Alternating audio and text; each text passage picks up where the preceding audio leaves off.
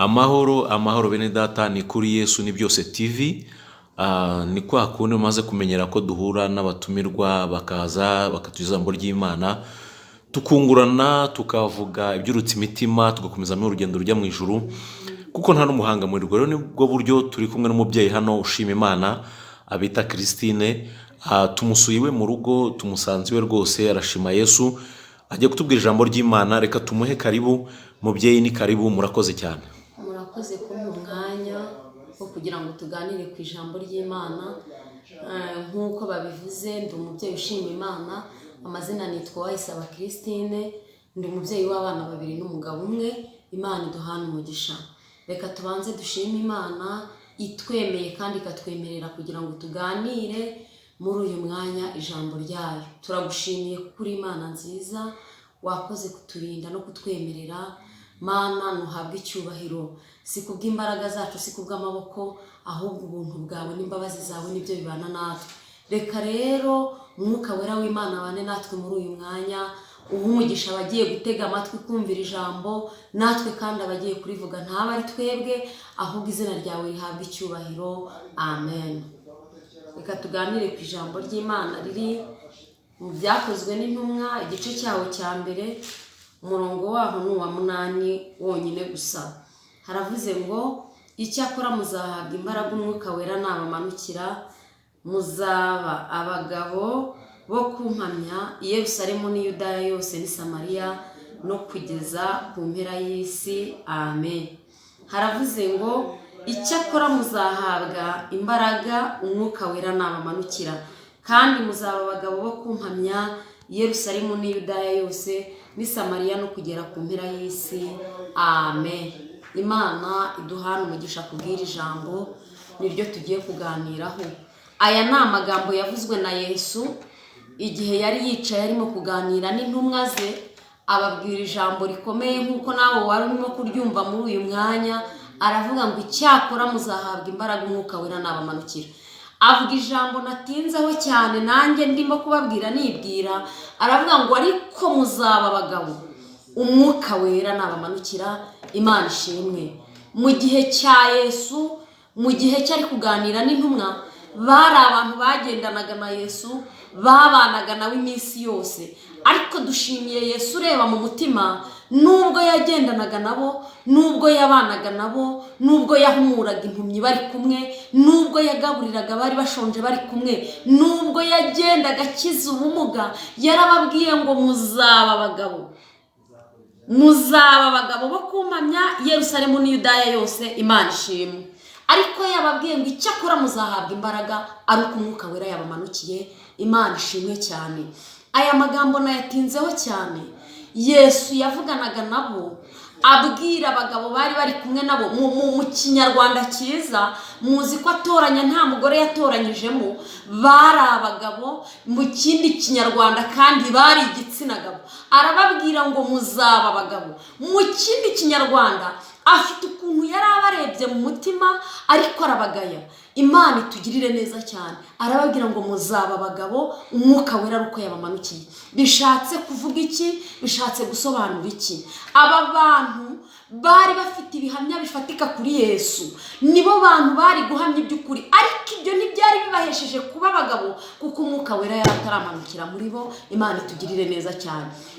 Yesu arangije abagaya gutyo mu Kinyarwanda cyiza. Biravuze ngo, umuntu ashobora guhanura ariko agahanura atari umugabo. Umuntu ashobora kubwiriza nk'uko mbabwiriza ariko akabwiriza atari umugabo. Umuntu ashobora kugenda akora imirimo n'ibitangaza ariko atari umugabo. Bishatse kuvuga iki? Yesu yagendanye n'intumwa cyane, agendana nabo, ariko mu mutima yabareba akabona ntabwo bari bagira ibyiringiro bifatika by'abantu bagendanye nawe bafite ibihamya muri bo. Imana idufashe. Arababwira ngo muzaba abagabo bo kumpamya. ari uko umwuka wera yabamanukiye. Imana idufashe cyane kandi Imana itugirire neza.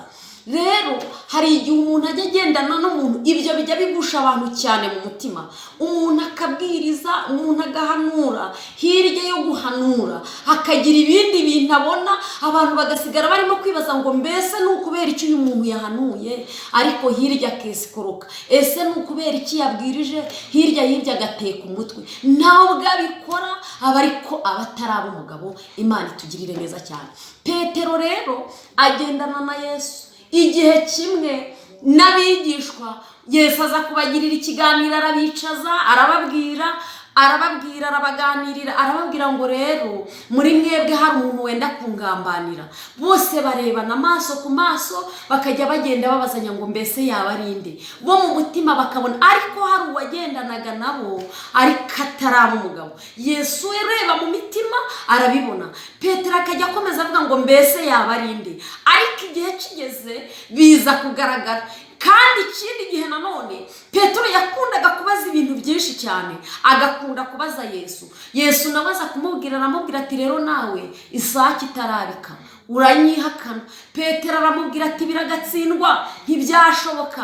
Ariko nubwo yagendanaga nawe, Yesu yari abizi neza ko ataraba umugabo. Intego mfite y'iri jambo, ndashaka kubabwira ngo Imana iduhe umwuka wera.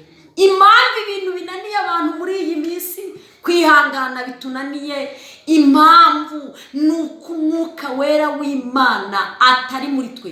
Bibiliya iravuga ngo umwuka wera w'Imana ni umufasha. Umufasha bisobanuye iki? Ni ukuvuga ngo ni umuntu uza akagufasha mu bintu wowe utari kubasha kwishoboza, cyangwa se hari ahantu wagarukiraga, ariko umufasha yaza akagufasha aho hantu wagarukiraga kugira ngo utere intambwe wigire hirya. Nicyo mwuka wera w'Imana amaze.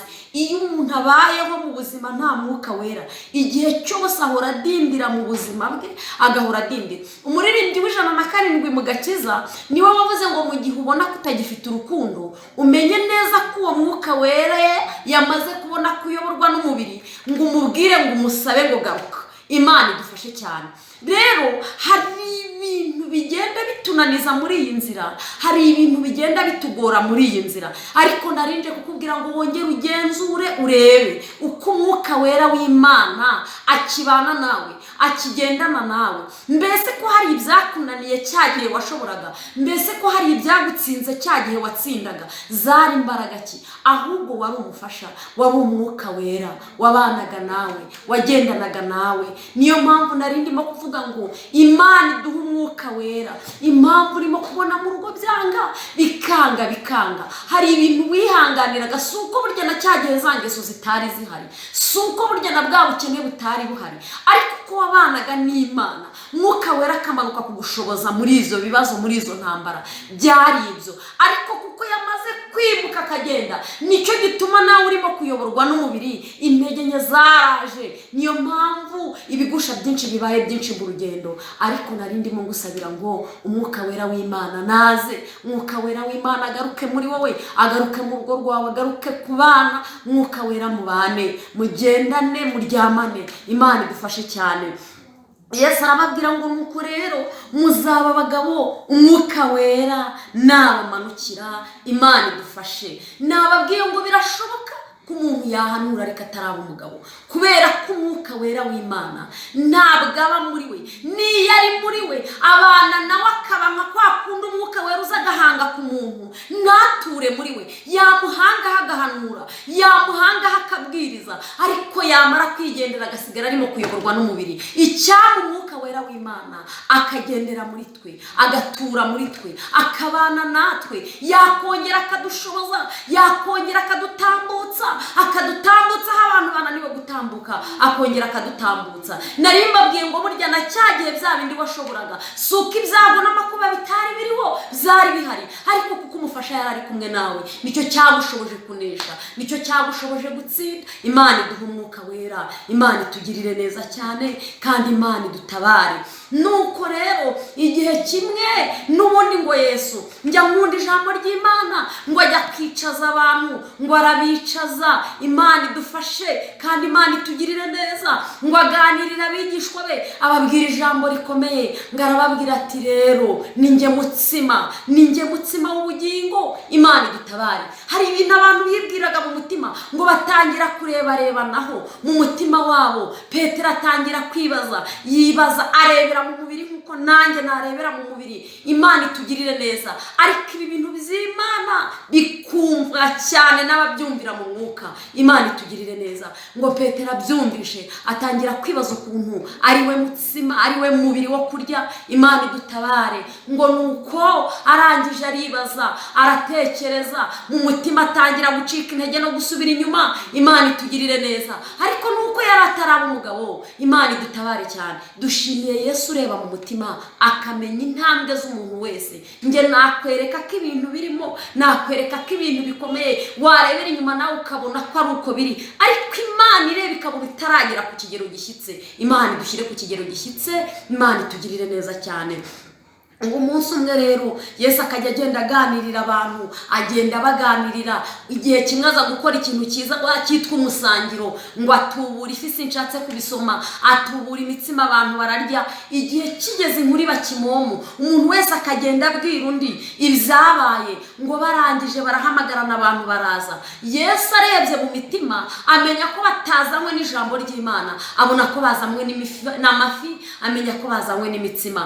Uwo munsi ngarababwira ati nuko rero hahirwa uwumva amagambo y'Imana. Imana ishimwe kandi Imana itugirire neza. Ngo niwe yahise ababwira ati rero ninjye mutsima w'ubugingo. Abantu bari batangiye gutekereza yuko bagiye kwirira ku mitsima. Imana idutabare. Ngo buri muntu wese agenda yikuramo umwe, bose baragenda, hasigara intumwa zonyine. Ariko nabo bagira akabazo mu mutima. Ngo nuko Yesu abarebye arabamenya, ngo arababaza ngo mbese namwe murashaka kugenda? Petero asubiza amagambo meza, ngaravuga ngo twakuvaho tukajya hehe? Kari wowe ufite amagambo meza y'ubugingo. Imana ishimwe kandi Imana ihabwa icyubahiro. Nta handi dufite ho kujya, nta bundi buhungiro keretse kuri Yesu. Turiye cyangwa tutariye, twambaye cyangwa tutambaye, dushimiye Imana ko yatubereye ubuhungiro. Imana idutabare cyane kandi Imana iturengere. Ntabwo mfite byinshi cyane byo kuvuga, ariko uyu mwanya numva icyo nshaka kuganiriza abantu bumvira ijambo, kubabwira ngo Imana iduhe umwuka wera. Imana iduhe umwuka wera. Imana iduhe umwuka wera. Imana itugirire neza cyane. Iwuguhe mu rugo rwawe, iruguhe mu kazi ukora, iwuguhe aho ugenda, iwuguhe aho wicaye. Imana itugirire neza cyane. Kubera yuko hari igihe umuntu akagenda ariko umwuka wera w'Imana yaramaze kwimuka muri we. Imana idutabare cyane kandi Imana iturengere cyane. Ariko uyu mwanya narinje kubabwira ngo birakwiriye koko ku muntu yavuga akavuga ibi bintu ariko umwuka wera w'Imana ari kumwe nawe, akagenda nabyo umwuka wera w'Imana atuye muri wowe. Atari ukubivuga ubwiriza nk'uko ndi kubwiriza, ariko ngo nugera muri karitsiye cyangwa mu rugo ntahamo, ikibazo usange kirahari. Uwo mwuka wera bijya bibaho nabibabwiye, umuntu akabwiriza agahanura, ariko ari uko umwuka wera yamuhanzeho. Akivaho wagera hatuye, wagera aho yikopesha muri botike, wagera ugasanga niwe mwesikoro, ugasanga niwe muteka mutwe. Nari mvuze ngo umwuka wera w'Imana nabe muri mwebwe. Imana idufashe kandi Imana itugirire neza. Birashoboka ko hari ibyakunaniye, birashoboka ko hari ibyakugoye, kandi wajya gushobokera. Nawe ibuka cyagihe, ibuka byarihe wabanyemo n'Imana, wuzuye umwuka wera, ugendana n'Imana, utatinyuka. Ariko abantu barimo gutinyuka ibyo batinyaga. Abantu barimo mbese kubera ko umwuka wera w'Imana yamaze kwimuka muri bo. Ariko icyama nkuzanira ijambo ntabwo ari amafaranga, si amazu. Ibyo ngibyo turabifite nituba turi kumwe na Yesu, kuko tuzahora tunesha. Imana ibahe umugisha kandi Imana ibagirire neza. N'iri jambo numvaga umutima wanjye mfite nshaka kugira ngo tuganire, mbabwire ngo Imana iduhe umwuka wera, Imana itugirire neza. Reka dusenge Imana kubwira ijambo. Imana iduhana umugisha. Mana turagushimiye kubw'ijambo ryawe.